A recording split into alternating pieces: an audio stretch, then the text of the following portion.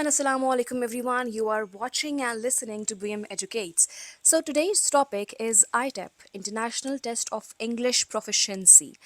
अब जब भी इंग्लिश प्रोफिशिएंसी टेस्ट की बात आती है so there are many other tests like TOEFL GRE IELTS and iTEP is very similar to them, ठीक है। बट ऑफ कोर्स हर टेस्ट की अपनी रिक्वायरमेंट होती है, क्राइटेरिया होता है। तो इसी तरह आईटेप के बारे में बहुत से कम लोग जानते हैं, ठीक है। मुझे भी पता नहीं था अनलेस एंड अनटिल मुझे खुद नहीं देना पड़ा।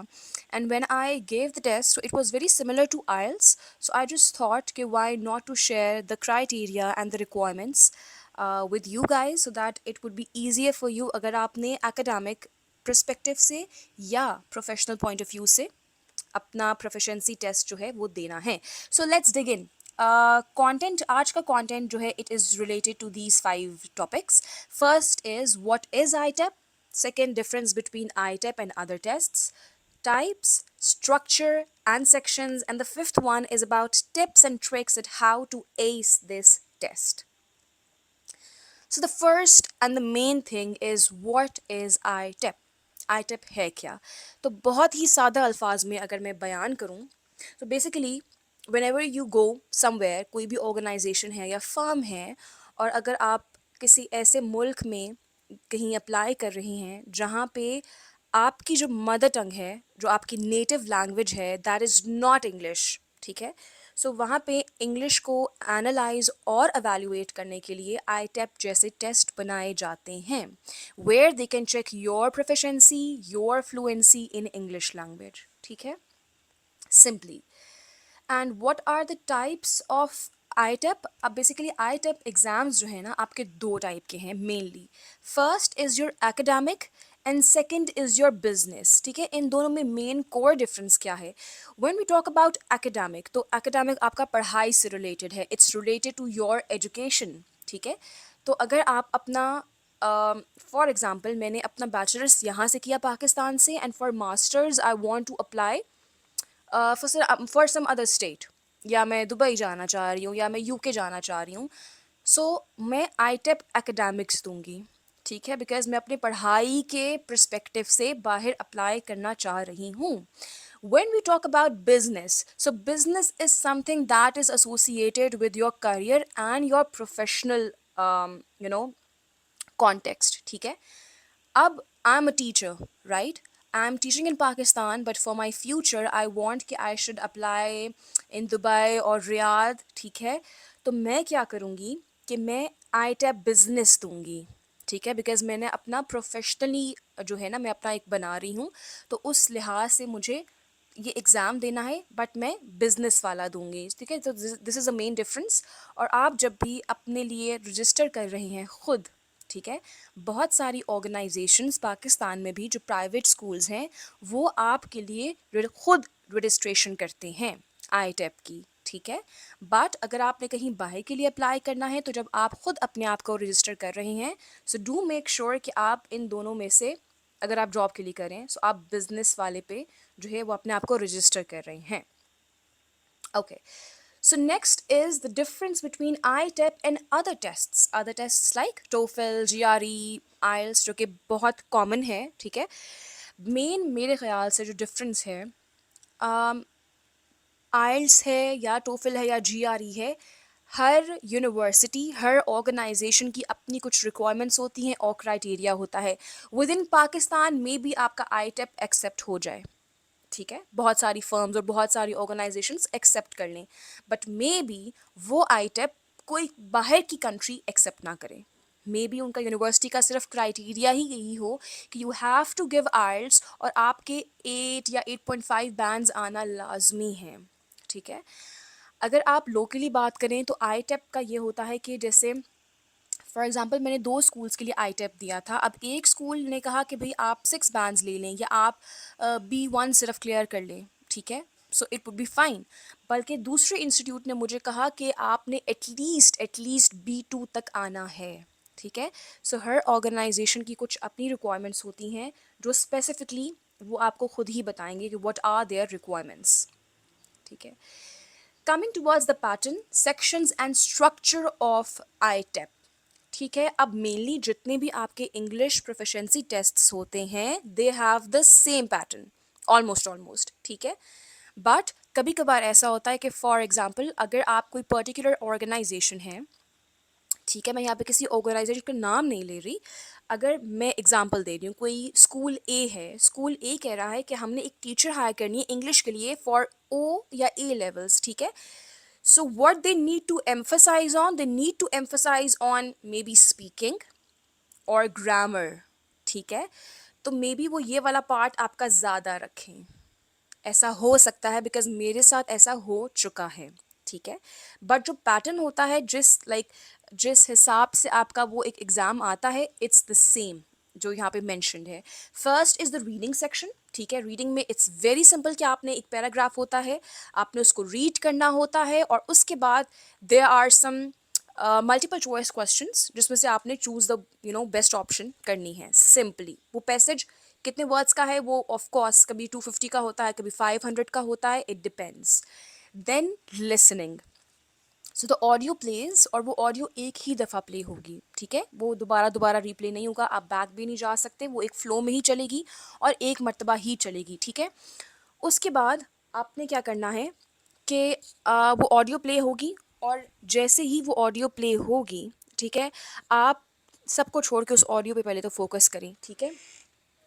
फिर उसके बाद वो कॉन्वर्सेशन भी हो सकती है, मतलब वो एक बंदा बोल रहा होगा मे बी, या वो दो बंदे आपस में कॉन्वर्सेशन कर रहे होंगे, या वो एक लेक्चर भी हो सकता है, स्मॉल मिनी लेक्चर भी हो सकता है, ठीक है। और उसके बाद आपको मल्टीपल चॉइस लाइक एमसीक्यूज दिए जाएंगे, and then you have to do the same, you have to choose the best option, ठीक। Third part is about your grammar. इसमें मोस्टली आपके इस तरह के क्वेश्चंस आते हैं कि that you have to complete the sentences और circle or tick the correct sentence or tick the wrong sentence, इस तरह के भी questions आते हैं grammar में, ठीक है।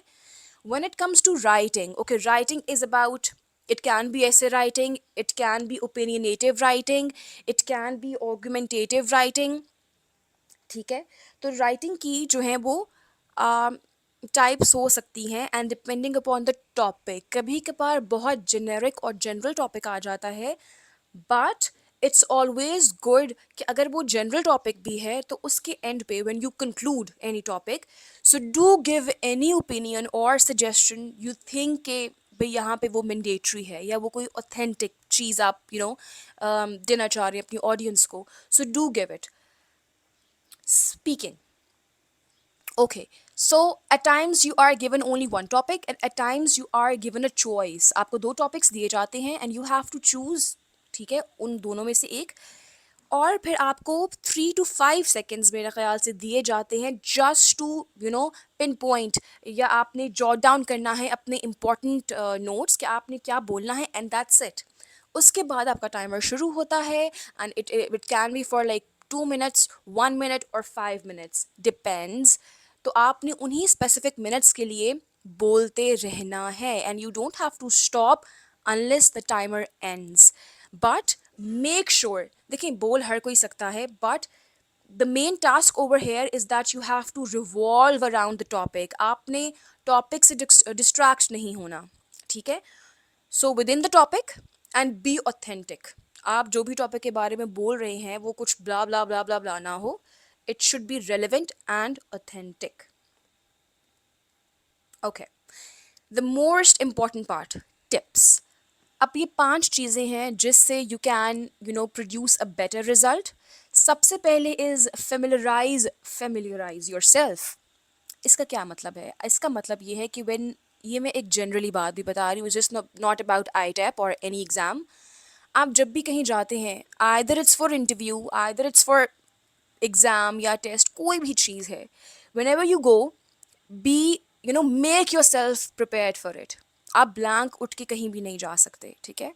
सो अगर आप आई टेप देने जा रहे हैं, so you should know what is I tape first, आप आई टेप क्यों दे रहे हो, and what are the sections, what are the structure, what is the structure, what are the timings, ये सब चीज़ें आपको पता होनी चाहिए, so that you are confident enough to do things on your own। आप बार बार जो भी वहाँ पे इंस्ट्रक्टर है उसको डिस्टर्ब ना करें, ना खुद डिस्ट्रैक्ट हो, ना किसी और को डिस्ट्रैक्ट करें।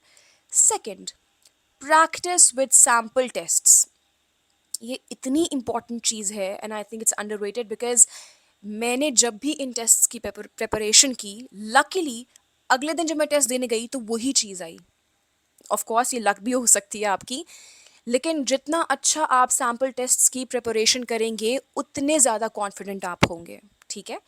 थर्ड एंड फोर्थ, मुझे लगता है कि आपके जितने 5 सेक्शंस हैं, सो उसमें सबसे ज़्यादा प्रॉब्लमैटिक और difficult is your listening and speaking. Why? Listening में तो माशाल्लाह हम वैसे ही लैक करते हैं, ठीक है, क्योंकि जनरली भी हमें लोगों की सुनने की आदत नहीं होती। ठीक है। तो वो हैबिट और स्किल डेवलप करना बहुत ज़रूरी है। ठीक है।